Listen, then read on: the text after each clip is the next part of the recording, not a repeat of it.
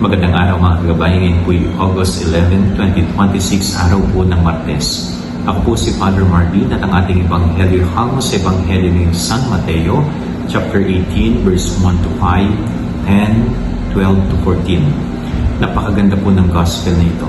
Ipinapaalala po nito ang isang napakahalagang katangian na dapat mayroon ng isang tao.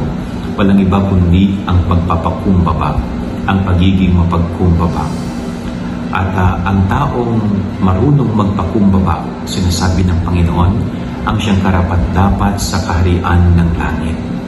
Kaya kapag tayo ay taong ma-pride, kapag tayo ay taong mapagmalaki, kapag tayo ay taong masyadong mataas ang tingin sa sarili lamang ating palaging pinupuri, medyo mahirap po yun.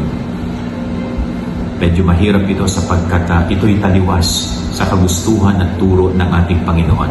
Kaya very simple lamang po, kung gusto mong maging bahagi ng kaharian ng langit, sikapin po natin na isabuhay yung itinuturo sa atin ng Panginoon, yung maging mapagkumbaba.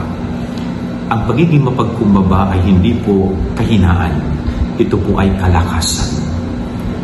Hindi dahil nagpakumbaba ka, ikaw ay talo, ikaw ay mahina, hindi ho.